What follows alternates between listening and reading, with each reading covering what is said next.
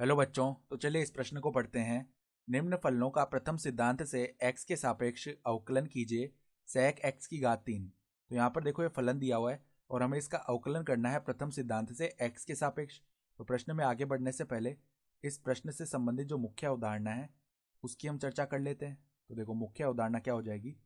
प्रथम सिद्धांत से जब हम अवकलन करते हैं, प्रथम सिद्धांत से यदि एफ एक्स का हम अवकलन करें तो एफ डैश एक्स का जो मान है वो कितना आता है, लिमिट एच अग्रसित होता है जीरो की ओर, F X plus H minus F X बट्टा में एच, ये होता है सूत्र।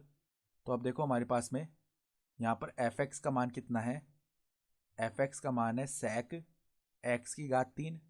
तो अगर हम एफ एक्स प्लस एच का मान निकालें तो वो कितना हो जाएगा, sec एक्स प्लस एच की घात 3 हो जाएगा। तो अब देखो यहाँ से जो एफ डैश एक्स है वो निकालते हैं, अर्थात अवकलन निकालते हैं। तो क्या आ जाएगा, लिमिट एच अग्रसित होगा जीरो की ओर। तो पहले एफ एक्स प्लस एच का मान रखते हैं, तो sec एक्स प्लस एच की घात 3 माइनस में sec एक्स की घात 3 बट्टा में एच हो जाएगा। अब sec थीटा क्या होता है, 1/cos थीटा ही तो होता है। तो लिमिट एच अग्रसित होगा जीरो की ओर, इसको हम लिख सकते हैं 1/cos एक्स प्लस एच की घात 3 माइनस में 1/cos एक्स की घात 3 और बट्टा में क्या है, एच है।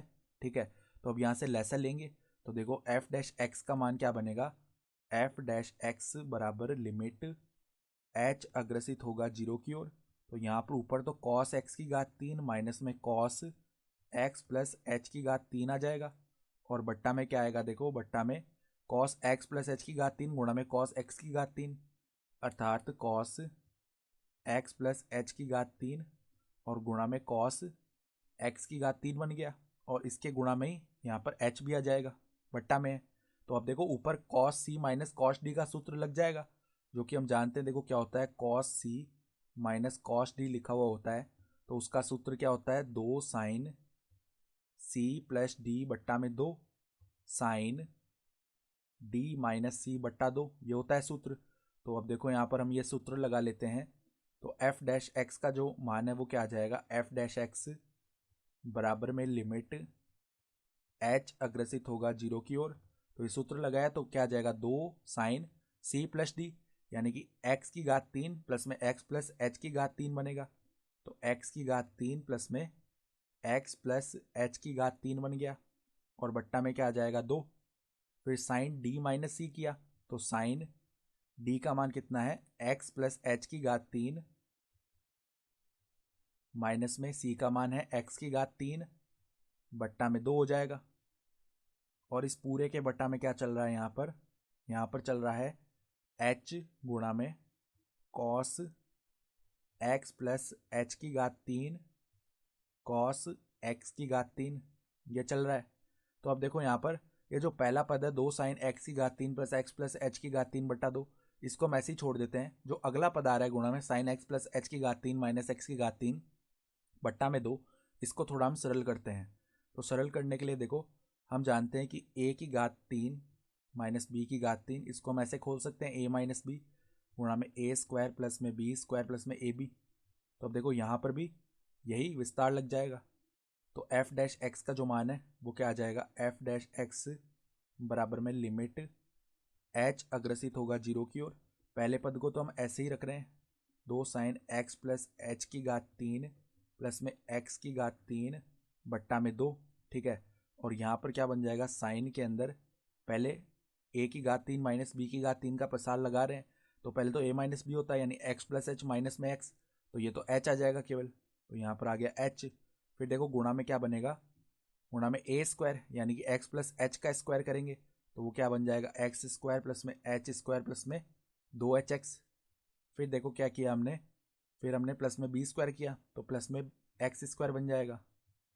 फिर प्लस में क्या आ जाएगा, ए बी, यानी कि एक्स प्लस एच को गुणा किया एक्स से तो एक्स स्क्वायर प्लस में एच एक्स बन जाएगा। तो प्लस में एक्स स्क्वायर प्लस में एच एक्स, ये बन गया पद। और बट्टा में क्या चल रहा है, बट्टा में 2 चल रहा है। ठीक है, और यहाँ पर इसके पूरे के बट्टा में क्या है, इसके पूरे के बट्टा में है एच गुणा में कॉस एक्स प्लस एच की घात 3 और गुणा में है कॉस एक्स की घात 3। ठीक है, ये पद है। तो अब देखो क्या होगा, हम यहाँ से जानते हैं कि जब भी देखो ऐसा लिखा हुआ होता है, पहले देखो इसको थोड़ा सा और सरल करते हैं अंदर। तो लिमिट h अग्रसित होगा 0 की ओर, ठीक है, और यहाँ पर साइन x प्लस h की घात 3 प्लस में x की घात 3 बट्टा 2 है।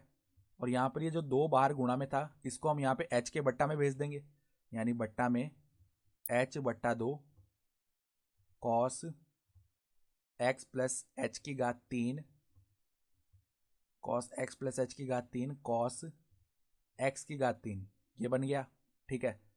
फिर देखो यहाँ पर गुणा में क्या है, साइन, साइन के अंदर h गुणा में यहाँ पर देखो ये जो कॉस वाले पद है इनको हम बाद में लिखेंगे, पहले देखो ये ऊपर वाला पद लिखते हैं। तो x square plus x square plus x square कितना हो गया, 3x², ठीक है। फिर देखो 2hx प्लस hx कितना हो गया, प्लस में 3hx, ठीक है। और फिर क्या बचा हमारे पास में, प्लस का h², ये बच गया, और इसके बट्टा में है 2। तो देखो अब एक मानक सीमा जानते हैं हम कि जब भी ऐसा लिखा हुआ होता है लिमिट x अग्रसित हो 0 की ओर, तो साइन x बट्टा x का जो मान है वो 1 के बराबर होता है। तो अब देखो साइन के अंदर ये जो पूरा पद है यही बट्टा में बनना चाहिए कोण में, यानी कोण में जो पूरा पद लिखा है वही बट्टा में बने, तो ये मानक सीमा 1 हो जाती है, ठीक है। तो वो बनाने के लिए हम क्या करते हैं, यहाँ पर देखो h तो है ही गुणा में बट्टा में, तो यानी कि h बट्टा 2 तो है ही, ये जो बचा हुआ पद है 3x² plus 3hx plus h², इससे हम गुणा कर लेते हैं। तो 3x² प्लस में 3hx प्लस में h², इससे गुणा कर लिया, तो यहाँ पर ऊपर भी गुणा करना पड़ेगा, ठीक है। तो 3x² प्लस में 3hx प्लस में h², और यहाँ पर देखो कॉस वाले पद हमने नहीं लिखे थे अभी, तो कॉस वाले पद भी हम लिख लेते हैं, कॉस x प्लस h की घात 3 कॉस x की घात 3, ठीक है, ये पद है। तो अब देखो ये तो मानक सीमा 1 हो जाएगी, क्योंकि h अगर 0 की ओर अग्रसित हो रहा है तो h की गुणा में ये जो पद है ये भी 0 की ओर ही अग्रसित होगा, ठीक है। तो ये तो मानक सीमा से 1 हो गया, ठीक है। और बचे हुए पदों में हम क्या करते हैं, बचे हुए पदों में हम h को 0 की ओर अग्रसित करवा देते हैं। तो f डैश x का मान क्या बनेगा, f डैश x बराबर ये साइन बट्टा में ये जो पद है ये तो मानक सीमा से 1 हो गए, यानी साइन h गुणा 3x² plus 3hx plus h² बट्टा 2, और बट्टा में h बट्टा 2 गुणा 3x² plus 3hx plus h², इसका मान तो 1 हो गया।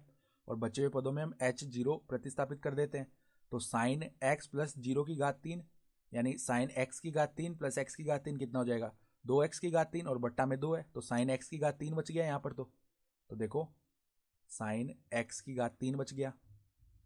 फिर देखो यहाँ पर ये पद है 3x² plus 3hx plus h², तो यहाँ पर देखो जो आगे वाले 2 पद है 3hx प्लस h², यहाँ पर h0 रखेंगे तो ये तो 0 हो जाएंगे, तो हमारे पास में केवल 3x² बचा। और बट्टा में देखो यहाँ पर कॉस के पद है, कॉस x प्लस h की घात 3, तो यहाँ पर h0 रखा तो कॉस x की घात 3 गुणा में कॉस x की घात 3, यानी कॉस स्क्वायर x की घात 3, ये बन जाएंगे हमारे पास, ठीक है।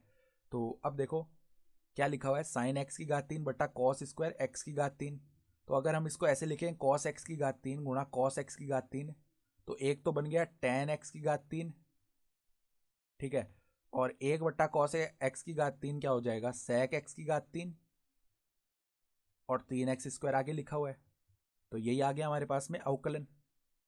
तो हमारा जो अंतिम उत्तर है वो क्या हो जाएगा, 3x² गुणा tan x की घात 3 sec x की घात 3। तो आशा करता हूँ कि आपको यह प्रश्न समझ में आया होगा। धन्यवाद।